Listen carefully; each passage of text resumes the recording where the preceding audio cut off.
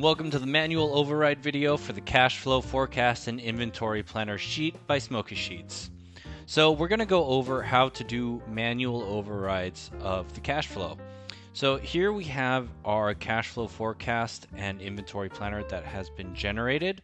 If you have missed the video on how we got here, please close this video and return to the getting started video that was also included with your purchase to see how we generated this cash flow forecast. So now that we've generated this cash flow forecast, certain products, in fact most products, are seasonal and they are not going to follow a linear sales trend.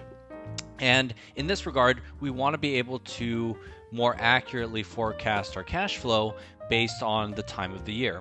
So say for example, in October, November, December, we know that our sales are going to increase and we want that to be reflected in our cash flow. So it's pretty simple to do. All you have to do is go to the cell that you want to adjust. So in this case, we're saying our Acme 2 brand door stops are going to increase in October, November, and December. And so let's just type in our numbers here. We're going to say 350 units for October, another 350 units for November, and 400 units in December. Now, what you can see is happening is that as you manually enter the data, the cells turn gray, and this is so that you have a clear visual indicator of which cells contain data that was generated by the forecast and which cells contain data that was manually entered. You can manually enter data not only in total units sold, but you can also do this in your expenses as well.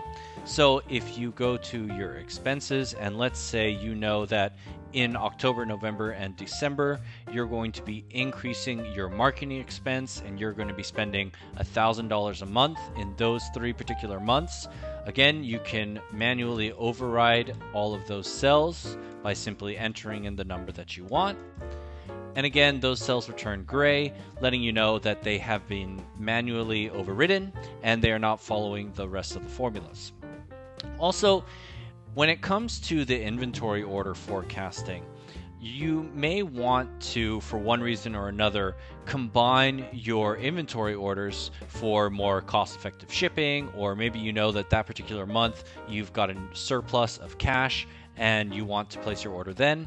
And you don't necessarily want to follow the cadence set strictly by your lead times. So for example, I see here that I need to order 400 units of Acme 2 brand door handles in July, and I need to order 1,260 units of the brand door hinges in August. And from a practical perspective, I would rather do that at the same time. And so this can be manually overridden as well. It's pretty simple to do. Again, all you need to do is click on the cell where you want to enter the data. And here you will just type in 1,260. And then that number will shift over. And so now you've combined your 2 orders into the same month. Again, just to help you more accurately forecast your cash flow. And what you'll notice is that when we entered the number there, the 1,260 disappeared from the cell next to it because now the formula knows that you've ordered this product in July, and so it's no longer needed to order it in August. Now, in case you want to get back to the formulas and you want to remove any of the cells that you've overridden, it's really simple to do. All you need to do is select any of the cells next to it, copy it, and paste it. And now the formula is back and everything will return to the way it was after you initially hit the update button on the configuration page. So again, if I want to remove this 350 and go back to my automated forecast, I can select any of the cells next to it, copy and paste, and the manual override will go away and you'll get your formula back in the cell.